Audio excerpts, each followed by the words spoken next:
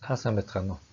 Нарны утга цахилгаан үүсгүүрийн хичээлээр өнөөдөр нарны зан системийн үнэлгээ харьцуулах аргын тухай судлая.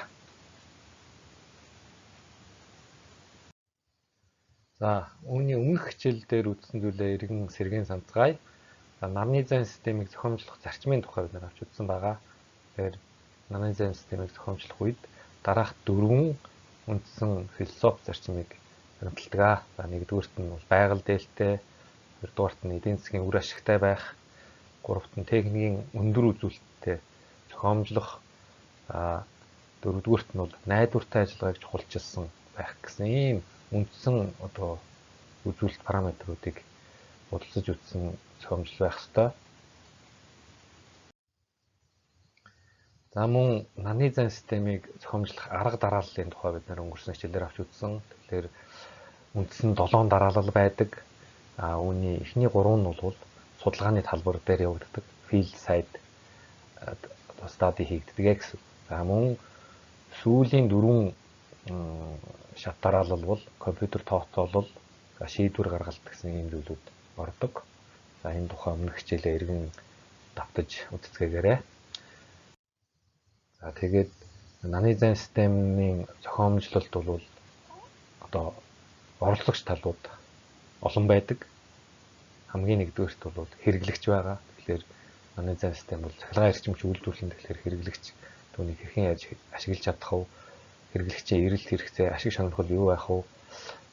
Хэрэглэгч нарны зан технологиг хэр сайн ойлгож гинүү гэдэг нь бол зохиомжлолын явцад бол чухал болж ирдэг. Тэгэхээр оролцогч талууд бол өөр өөрсдийн ашиг сонирхолтойгоор төсөлд оролцдог учраас зохиомжлол хийж байгаа, төслийг удирдах, менежмент хийж байгаа инженер тав хүн бол энэ тал талынхаа ашиг сонирхлыг ойлгож, эрэлт хэрэгцээ, харах өнцгийн ялгааг мэддэг байх шаардлагатай гэдэг үгнээс би энд слайд гэж оруулж байгаа. Тэгэхээр нөгөө талд нь бол тав хүний харьцах талууд гэх юм бол үйлдвэрлэгч, туслан гүйцэтгэгчд байна, засвар үйлчилгээний багийнхан байна, ашиглалтыг хариуцж байгаа багийнхан байна. Тэгээд төслийн удирдагч, санхүүжуулагч талтай ч гэсэн харилцах хэрэгтэй болдог. Ингээд өнөөдрийнхөө гол сэдв рүү орцгоё. Тэгэхээр өнөөдрийн хичээлийн агуулга бол хичээлийн зорилго эзэмших ур чадвар, нарны зан системийн үнэлгээ харьцуулалтын арга, бүтээмж алдагдлыг шинжилсэн жишээнүүдийн тухай авч үзэх болно. Өнөөдрийн хичээлийн зорилго бол нарны зан системийг хэрхэн яаж үнэлж харьцуулах вэ? Системийн бүтээмж, алдагдлыг шинжлэх арга зарчмыг суралцах юм байна. Тэгэхээр нарны зан системийг хэрхэн яаж харьцуулах вэ гэдэг асуулт гарч ирнэ. Чиний зохиомжилсон нарны зан систем хэр сайн ажиллаж байгааг яаж мэдэх вэ? Нарны зан системийн ашигтуулийн коэффициент хэд байна вэ? Бүтээмжийг нь хэрхэн яаж үнэлэх вэ гэдэг асуултууд гарч ирнэ л дээ. Тэгэхээр суйрлуулсан чадал болон төрөл ангиллаас хамаарат янз бүрийн нарны зан системүүд байдаг. Бага уурын, дундаа уурын, их чадлын гэдэг байна. Хэрэглээгээрээ жишээлбэл solar pump буюу усан шахуурганы систем. Тэгээд бие даасан системүүд хэрхэн сайн ажиллаж байгааг нь хооронд нь харьцуулахын тулд ямар параметр ашиглах ёстой вэ гэдгийг бодлох шаардлагатай болно. Тэгээд тухайн системийн зохиомжлол ашиглалтын үзүүлэлтэд давуу болоод дутагдaltaй талыг нь яаж тодорхойлох вэ? Юугаар үнэлэх вэ гэдэг асуултууд гарч ирнэ. Тэгэхээр нарны зан системийн бүтээмжийг, алдагдлыг хүн бүр өөрийнхөө аргаар үнэлж цэгнээд байж болохгүй. Тэгэхээр хооронд нь харьцуулах аргагүй болно. Юм учраас энийг бол олон улсын стандартаар тодорхойлж тогтоож өгсөн байдаг. Тэгэхээр нарны зан системийн алдагдал ба бүтээмж хэр хэмжээнд байгааг бусад системтэй харьцуулах аргыг нь бол энэ олон улсын цахилгаан техникийн комисс IEC 61724 стандартаар бол маш тодорхой болгож өгсөн байдаг юм аа. Нарны зан системийн бүтээмжийг үнэлэх үндсэн үзүүлэлт параметруудыг бол энд системчлэн илэрхийлсэн байна. Тэгэхээр нарны зай ажиллахын тулд хэр нартай байваа, нарны эрчим хүч хэр байваа гэдэг энэ irradiation үзүүлэлтээр тодорхойлно. За мөн нарны зай маань ямар эрчим хүч үйлдвэрлэж вэ? Гарцсан хэр байваа гэдгийг мэдээж гаралтын эрчим хүч чадлаар хэмжилж таарна. За тэгээд оролт гаралтсан тодорхой байх юм бол түүний бүтээмжийг бол олж болно. Ашигтуулын коэффициентийг олж болно. Энийг дараагийн слайд дээр дэлгэрэнгүй тайлбарлая. Нарны зайн систем маань нарны эрчим хэр хурц байхаас хамаарч гаралтын чадал нь өөр өөр болдог. Тийм учраас бид нэр системийг үнэлэхийн тулд түүний орц үзүүлэлт болох нарны эрчим бол харин хэмжиж тодорхойлох хэрэгтэй. Тэгэхээр энд жишг нарны гийгүүлэх хугацаа гэдэг үзүүлэлт параметр байдаг. Англиар peak sun hours гэж илэрхийлдэг. Нарны эрчим бол өглөөнөөс ахуулаад үд болтол бага багаар ихсээд за үд дунд хамгийн их чадлаа авдаг. За орой эргээ буурдаг. Тэгэхээр тухайн өдөр хичнээн хэмжээний эрчим хүч, нарны эрчим хүч тусваа гэдгийг одоо нэг үгээр илэрхийлж хэлэхэд бол төвхтэй болно. Тэр нь энэ график дээр илэрхийлсэн энэ тасархай зураасан нурийн талбайтай тэнцүү байна. Тэгэхээр энийг ойлгомжтой болохын тулд үдийн нар буюу 1000 ватт метр квадрат тутамд 1000 ваттын нараар хэдэн цаг шарсантай тэнцүү вэ гэдэг энэ график дээр илэрхийлснээр шар дөрвөлжин тодорхой талбайтай тэнцүү байх цагийг жишг нарны гийгүүлэх хугацаа гэж тодорхойлдог. Өөрөөр хэлбэл үдийн нараар хэдэн цаг шарчих ваа гэж ярьдаг гэсэн үг. За IEC 61724 стандарт дээр болохоор reference yield буюу тухайн байрлалын жишг нарны энергийн нөөцийг илэрхийлэх параметраар түрүүний peak sun hour гэдэг зүйлийг илэрхийлнэ. Тэгэхээр reference yield-ийг яаж олдог вэ гэхээр за нарны зайн дэлгэцээр яг бодитоор туссан нарны энерги H-ыг за онлын хувьд байж болох боломжит нарны эрчим GI reference-д харьцуулсан харьцаатай тэнцвүүлдэг. Энэ нь тэгээ киловатт цагийг хуваах нь киловатт буюу цаг хугацаагаар илэрхийлэгдэнэ гэсэн үг. За G reference гэдэг нь болохоор одоо яг үдийн нар буюу метр квадрат тутам 1000 ваттын эрчим хүчийг илэрхийлж байна гэсэн үг. Тэгэхээр түрүүний үзүүлэлттэй адилханаар жишг нарны гийгүүлэх хугацаа гэдэгтэй бол адилхан ойлголтоо гэж ойлгож байна. За Улаанбаатар хотын нарны энергийн нөөцийг энд жишээ болгож харуулж байна. Тэгэхээр 60 км налуутай эгц өмнө зүг харсан нарны зайн дэлгэц дээр бол жилийн дунджаар 498 кВт цаг метр квадрат тутам одоо нарны эрчим туснаа гэж утга байдаг. Тэгэхээр энийг жишээлбэл жишг нарны гийгүүлтийн хугацаагаар нь аваад үзэх юм бол энэ тоог зүгээр л нэг жиг нь цагаар илэрхийлээд хэлчихнэ гэсэн. Жишээ нь хэвтэй гадаргуу дээр бол 376 цаг шарнаа гэдэг. Одоо бүрэн нараар буюу жишг нараар 1 м квадрат тутам 1000 ваттын чадалтай нараар 4 цаг орчим шаарддаг юм шүү гэж хэлж байна гэсэн үг. За дараагийн параметр байна. Энэ дээр бол PV array energy yield буюу нарны бүлийн гарц гэдэг параметр. Тус параметрыг нь яаж олдог вэ гэхээр нарны бүлийн үйлдвэрлэсэн тогтмол гүйдлийн гаралтын эрчим хүчийг тухайн нарны зайн нэрлсэн чадалд харьцуулсан үзүүлэлтийг хэлдэг. Нэгж нь мөн адил киловатт цагийн хуваах нь киловатт буюу тухайн нарны зайн бүрэн хүчин чадлаараа хичнээн цаг эрчим хүч үйлдвэрлэсэн бэ гэдгийг илэрхийлэх ийм ойлголт байна.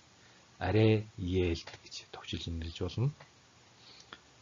За энд P0 гэдэг нь бол нарны зайн бүлийн шошго дээрх нэрлсэн чадал, хамгийн их чадал, maximum power гэж болгож болно. За нарны зайн бүл гэж хэлээд байгаа нь бол array хэлдэг. Тэгэхээр өөрөөр хэлбэл тогтмол гүйдэл талтах одоо эрчим хүчний үйлдвэрлэлийг хэлээд байна гэсэн үг. За үүн дээр жишээ татъя. Тэгэхээр Мойсийн сэргээлт эрчимчний лабораторийн сайн шантад байрлах судалгааны талбар дээр бол монокристалл, поликристалл хоёр төрлийн нарны зайн дэлгэцийг урт хугацаанд нь хэмжилт хийж байдаг. Тэрний үр дүнгээс түрүүний PV array yield гэдэг параметраар одоо эмхтгэж боловсруулсан мэдээг энэ үгснэгтэн дээр илэрхийлж байна. Тэгэхээр говийн бүс нутагт нарны зайн дэлгэц болвол дунджаар ямар үзүүлэлттэй байдгийг тарж болох нэ. Бүтэн жилийнхаа хугацаанд бол бүрэн хүчин чадлаараа 1800-аас 2000 цаг ажиллагаа гэсэн болж шошгон дээрээ 100 ваттын чадалтай гэж бичээстэй байгаа нарны зай бол өглөө эрт мэдээж 100 ваттаа гаргахгүй. Яг өдийн наран дээр бол 100 ваттаа гаргаж чадна. За тэгээд тэр бүгдийг бүтэн жилийнх нь нийлбэрээр нь тооцоод бүрэн хүчин чадлаараа хэдэн цаг ажилласан бэ гэдэг ухтгунаар энэ бүгдийг илэрхийлж байна гэсэн үг. Тэгэхээр говийн бүс нутагт бол нарны зайн дэлгэц бүрэн хүчин чадлаараа 1800-аас 2000 цаг ажиллаж чадна гэдгийг туршилтаар тодорхойлсон байна.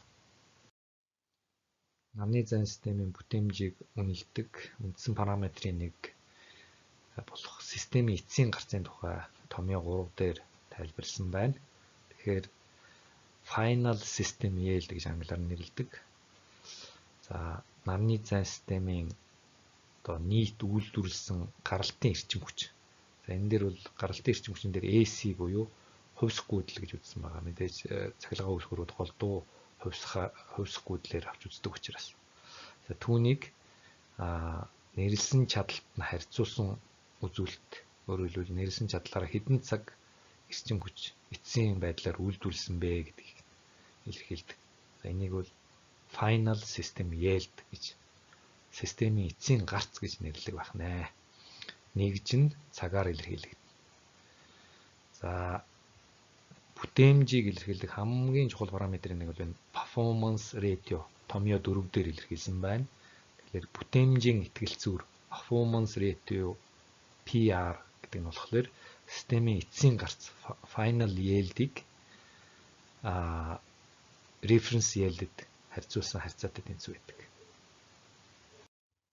За нарны зайн системийн бүтээмжийн үндсэн параметруудын нэг нь бол алдагдлыг үнэлэх явдал байдаг. Тэгэхээр энэ слайд дээр нарны зайн бүлийн алдагдал буюу array capture loss, за системийн алдагдал буюу balance of system loss гэдэг хоёр одоо алгагдлыг тодорхойлж өгсөн байна. Тэгэхээр array capture loss гэдэг нь ямар алгагдлыг хэлээд байна вэ гэхээр томьёоноос харахад бол reference yield-ээс array yield-ийг хассан байна. Энэ юу гэсэн үг вэ гэхээр нарны энергийн нөөцөөс за нарны зайн бүлийн тогтмол гүйдлийнх нь одоо гаралтын одоо энергийг хассантай тэнцүү байна гэдэг чинь ямар нэгэн байдлаар үйлдвэрлэж одоо ашиглаж чадаагүй нөөцийг бол барьж авч чадаагүй, тэрийг ашиглаж амжаагүй, уул нь бол боломжтой байсан тийм эрчимчний нөөцийг бол array capture loss-оор илэрхийлж байна гэсэн. За системийн алдагдал loss of boss болохоор юу вэ гэхээр томьёогоороо array бүлийн yield-ээс систем final yield-ийг хасж байна. За энэ нь юу гэсэн үг вэ гэхээр мэдээж эцсийн бүтээгдэхүүн цахилгаан эрчим хүч хувьсах гүйдлээрээ эцсийн бүтээгдэхүүнээс одоо тогтмол гүйдлийн бүлийн гаралт хоёрын ялгуур нь мэдээж тэр систем дотор алдагдсан байж таараа. Жишээлбэл инверторын хувиргалт дээр алдагдана. За бас одоо бусад шугамын алдагдал байж болно. За ийм алдагдлуудаар алдагдсан байх юм бол энд бол системийн алдагдал гэж үзнэ. За түүнээс гадна энэ clipping loss, curtailment loss гэдэг бас байдаг. Тэгэхээр энэ clipping loss гэж юу вэ гэхээр жишээлбэл энэ системийн алдагдал дотор орно л доо. Тэгэхээр инверторын хүчин чадлаас хэтэрсэн хэмжээгээр нарны арray бүлэн ажиллаад байх юм бол мэдээж инвертор бүрэн хүчин чадлаар ажиллаад түүнээс эрчим хүчийг бол гаргаж дийлэхгүй. Тэгэхээр энэ зураг график дээр тасархай зураасаар илэрхийлсэн байгаачлан бүрэн хүчин чадал, нарны зайныхаа бүрэн хүчин чадлыг ашиглаж чадахгүй, инверторийнхаа хамгийн их чадал захирагдаад ингээд зарим хэсэг нь ингээд дээгүүрээ хязгаарлагдаж хэрчигдсэн байх жишээг энд бол харуулж байна. Тэгэхээр энэ бол бас л ашиглаж чадаагүй энергийнхаа тоонд орно гэсэн үг. За curtailment loss гэж юу вэ гэхээр сүлжээний шингээх чадвар одоо муу байгаагаас болоод одоо гадны шалтгаанаар энэ мэдээж жишээлбэл төвд диспетчер, үндэсний диспетчерийн албанаас тухайн нарны станцыг одоо гаралтаа хязгаарлаач гэж даалгавар өгсөн тохиолдолд нь хязгаарлалтаас болж алдагдалд ордог. Энийг curtailment loss гэж нэрлэдэг. За нарны зайн системийн одоо алдаглалыг дотор нь олон наривчилж ангилж үзэж болдог. Тэгэхээр энд ингээд үндсэндээ 3-4 бүлд хуваасан алдагдлууд байна. Тэгэхээр нэгдүгээрт бол нарны зайн дэлгэц хүртэлх алдагдал. За хоёрдугаарт нь нарны зайн дэлгэцийн хувиргалтын үеийн алдагдал. За тэгээд системийн алдагдал. За мөн ашиглалт засвар үйлчилгээний үед гарах алдагдал гэх юм 4 үндсэн категорид хувааж болж байна. За нэгдүгээрх тэр нарны зайн дэлгэц хүртэлх алдагдал дотор ямар алдаглууд ордог вэ гэхээр нэгдүгээрт бол нэрлсэн чадлын хүлцэх зөрүү tolerance of rated power гэж байна. За тэгэхээр нарны зайн дэлгэц жишээлбэл 100 Вт байлаа гэж үзэхэд үйлдвэрлэгч бол 100 Вт дээр нэмэх хасах 3% гэж өгдөг. Тэр нь юу гэсэн үг вэ гэхээр 97 Вт-аас 103 Вт-ын хооронд нарны зайн дэлгэц байж болно гэдгийг хүлцэж байгаа, зөвшөөрч байгаа гэсэн үг. Тэгэхээр түүнээс болж 100 Вт л гэж тооцоолоод байдаг. Тэгтэл бодит байдал дээр тухайн нарны зайн одоо 97 Вт-аар ажилладаг байх юм бол энэ нь бол яг одоо тооцооны өмнөх алдагдaltaа орох нэ. За ингээд нарны зай сайхан суйрлуулчлаа гэвэл түүн дээр сүйдэрлэлт тусч болно. За энэ бол мэдээж нарны энерги нөөц нь байгаад байгаа хэрнээ ашиглаж чадаагүй, нарны зайн дэлгэц рүү орж ирч чадаагүй учраас сүйдэрлэлтийн алдагдал энэ талдаа орох нэ. За бохирдол мөн адилхан тоос шорооны бохирдол, за цас хунгарлалт гэх мэт шалтгаанаар одоо нарны эрчмээ бүрэн ашиглаж чадаагүй байх тохиолдлын алдаглууд энд орох нэ. За нарны зайн дэлгэцийн шилэн дээр бол мэдээж нарны гэрэл затраг бол ойдог. Тэгэхээр ойлтын алдагдал бас энэ нарны зайн дэлгэц хүртэлх алдагдал дотор ордог байх нэ. За нарны зайн дэлгэцийн хувиргалтын алдагдалт бол мэдээж дулааны алдагдал, халж алдагддаг. За мэдээж тэр одоо нарны зайн дэлгэц бол 15-аас 20% ашигт үеийн коэффициенттэй ажилдаг гэж үздэг. Тэр энэ алдагдлын дотор юу байдаг вэ гэдгийг бол дараа дэлгэрэнгүй авч үзнэ. За системийн алдагдал дотор бол шугамын алдагдал, хамгийн их чадлын цэгийн зөрүүний алдагдал, за инверторийн одоо хувиргалтын ашигт үеийн алдагдал, за инверторийн хэмжээс зүрх miss-sized инвертор гэж хамаарсан байна. За тэгээд трансформатор дээр бас алдагдана. За ийм алдаглууд нь системийн алдагдлалд орох нэ. Ашиглалт засвар үйлчилгээний алдагдалт бол мэдээж сул цогцлолтын хугацаа тухайн үед засвар үйлчилгээ хийх усноос болж одоо төлөвлөгөөтэйгээр зогсоох тохиолдол гарна. За зарим тохиолдолд бол осол гэмтэл гарсны улмаас зогсон. За энэ үеийн алдаглалыг бол ашиглалт засвар үйлчилгээний алдагдал гэж үздэг байх нэ. За performance ratio буюу бүтээмжийн итгэл зүйл дээрх жишээг авч үзье. Тэгэхээр сайн шандад байрласан нарны зайн одоо үзүүлэлтийг performance ratio-г илэрхийлжээ.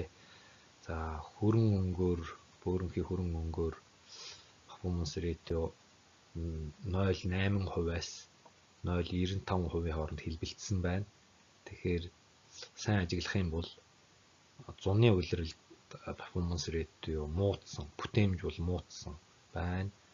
Өвлийн улиралд, хүйтэн улиралд бол бүтээмж 0.95 сайжирсан байна. Тэгэхээр та бүхэн мэдж байгаа нарны зай бол халснаас болж ашигт үйлдэл нь мууддаг.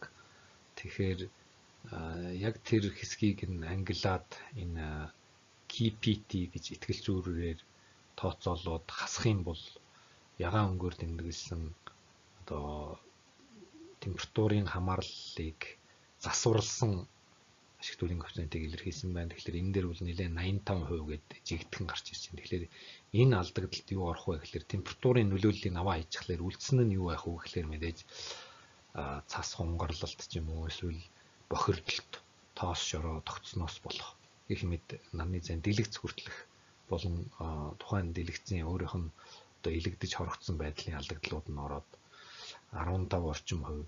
За оны сүүл рүүгээ одоо 80% болсон байна. Тэгэхээр 20% орчмын алдагдaltaй ажилтдаг байх нэ гэдгийг энэ жишээнээс харж болох нэ.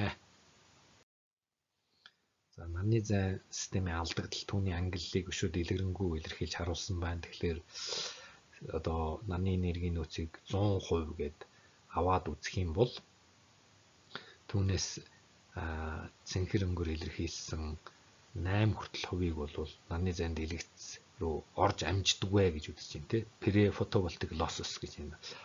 Одоо жишээлбэл нарны өнцөг тусаж байгаа өнцгөөс хамаарат ойлт их байх юм бол нарны зайн дэлгэц рүү энерги орж ирэхгүй тэрний алдагдлыг зүгээр энд дундчлаад 8% гэж үзсэн байна. За тэрнээс цаашаа хувиргалтын алдагдлууд байгаа мэдээж энэ дээр бол тухайн нарны зайн систем ямар төрлийнх босоо хамаарат алдагдлууд үүснэ. За тэгээд хамгийн сүүл хэсэг рүүгээ энэ улаанаар бол module loss гэж байна те. Тэгээд цэнхрээр system loss бидний түрүүний boss loss гэж нэрлэдэг байгаа loss алдагдал бол нэг 14 хүртэл байдаг байх нэ. За нөгөө 3 ангилсан хэсгээ дахиад нарийн задаргаагаар харуулсан байна. За түрүүн дурдсантай ойролцоо байна. Жишээлбэл цэнхэр хэсгээр болвол за сүүдэрлэлтийн алдагдал, бохирдлын алдагдал, цас хунгарлалт, ойлтын алдагдлууд орж ирж байна. За барагцаагаар ийм хувь хэмжээтэй байдгаа гэдгийг бас хувь хэмжээг нь илэрхийлсэн байна. За системийн алдагдал дотор бол шугамын алдагдал, хамгийн их чадлын зөрүүний алдагдал, инвертер ашиглуулын коэффициент, за инвертерийн хэмжээ зөрүүлэлт, трансформаторын алдагдал гэдэг алдагдлуудыг оруулж өгсөн байна. Тэгээд ер нь бол сүлжээнд холболттой нарны зайн систем хэдэн хувьтай ажилладаг вэ гэдгийг бол энэ графикаар илэрхийлж харуулж байна. Ер нь бол 20%-ийг алдаад нэг 75-аас 80% бүтээмжтэйгээр ажилладаг гэдгийг бол энэ график илэрхийлж байна. За яг их өмнө зүг харж чадсан бол энд 100% гэж үзээд за гадна талаас сүүдэрлэлт байхгүй бол алдагдал байхгүй 100%-аараа явна.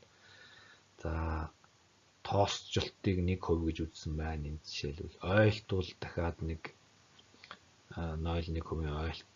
За спектрийн зөрүүний алдагдал гэж оруулж ирсэн байна.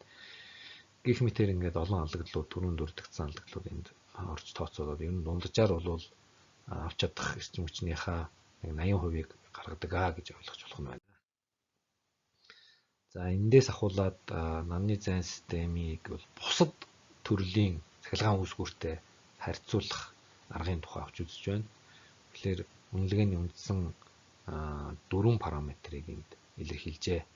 Тэгэхээр нэгдүгээрт эдийн засгийн үр ашиг, хоёрдугаарт цахилгаан хангамжийн найдваржилт, гуравдугаарт хүрээлэн буй орчны нөлөөлөл, дөрөвдүгээрт системийн бүтээмж гэсэн ийм үндсэн үзүүлэлтүүдээр жишээлбэл нарны зайг усан цахилгаан станцтай, нарны зайг дулааны цахилгаан станцтай харьцуулахдаа ийм параметрээр харьцуулж үзэж болно гэсэн үг байна. За үндсэн үзүүлэлтүүдийг өшөө дотор нь задлаад авч үзье. Эдийн засгийн үр ашгийг бол дотор нь ангилаад үзэх юм бол эрчим хүчний өртөг киловатт цаг тутам ямар үнэтэй байсан бэ гэдгээр хамгийн нэгдүгээрт үнэлнэ. За өшөө нарийн задлаж авч үзэх юм бол тухайн үүсгүүрийг барьж байгуулахад зарцуулах анхны хөрөнгө оруулалт хэр хэмжээтэй байх вэ гэдэг үзүүлэлт байж болно. За энэ нь бол долларыг хуваах нь киловатт тутамдаа байх нь улам зөв. За ашиглалт засвар үйлчилгээний зардал хэр гарах вэ гэдгийг бас тооцсон. За түлш жил тутам хэр хэмжээний одоо түлш эрчим хүч шаардах вэ гэдэг бас урсгал зардалтаа энд орно. За тэгээд цахилгаан хангамжийн найдваржилтыг дотор нь одоо наривчилж авч утсан үзүүлэлтүүд байна. За энд бол чадлын дутагдлын магадлал гэж параметр LOLP гэж нэрлэгддэг. За энергийн дутагдлын хувь хэмжээгээр бас авч үзэн. За хамгийн их чадлын дутагдал хэр байх вэ гэдгээр ярих нь. За тэгээд цахилгаан тасалдлын давтамж жилдээ хичнээн удаа тэг зогсолт цахилгаан тасал үүсч байна вэ гэдгээр нь цахилгаан хангамжийн найдварчлалтыг тодорхойлно. За хүрээлэн буй орчины нөлөөллийг бол мэдээж CO2-ын ялгаруулалтаар жилдээ хичнээн тонн ялгаруулдаг вэ? Бусад системтэй харьцангуй хэр хэмнэж чадах вэ гэдгээр нь хамгийн нэгдүгээрт үнэлнэ. За мөн одоо түлш эрчим хүч зарцуулдаг сэргийгдэх эрчим хүч ашиглаж байгаа тохиолдолд сэргийгдэх эрчим хүчний одоо эзлэх хувь хэмжээ нийт тухайн систем болон тухайн сүлжээнд бол жишээлбэл нарны зай хэдэн хувийн хувь нэмэртэй ажиллаж вэ гэдгийг салхин станц байлаа гэж үзвэл хичнээн хувийн салхин станцаар хангасан юм бэ гэдгээрээ хүрээлэн буй орчинд одоо сайн нөлөө үзүүлж ажилласан гэж үнэлэх нь байна.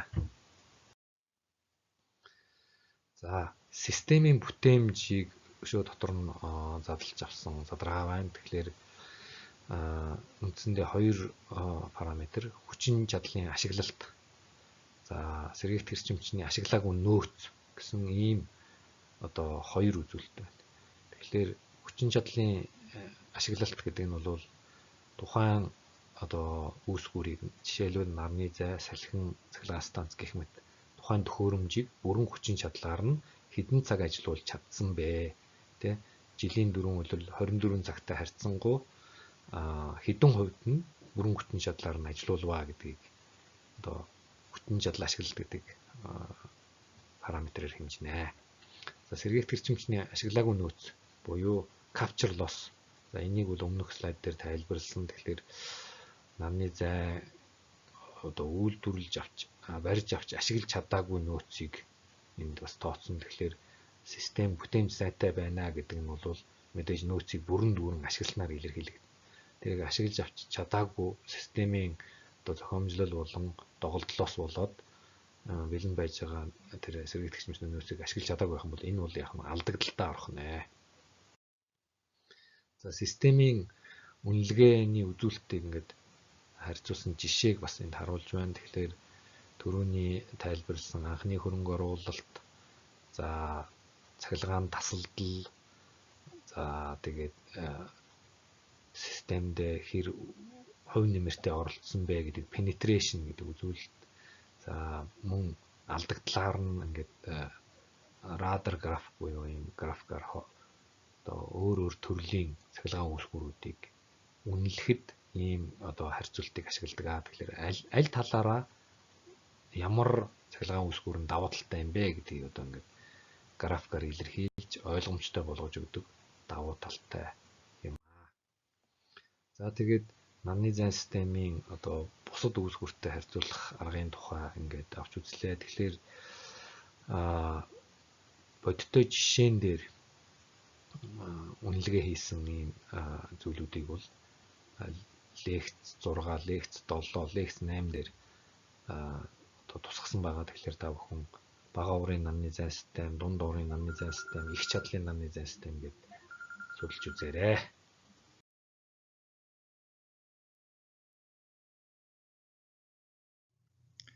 Анхаарал тавьсанд баярлалаа. Надтай холбогдож зөвлөгөө авахыг хүссэн оюутнууд за Мойсийн номын сангийн 6 давхрын 669 тод сэргийгдэх эрчимчний лаборатори эсвэл 3 дугаар оны 228 тодод ирж уулзч байгаарай.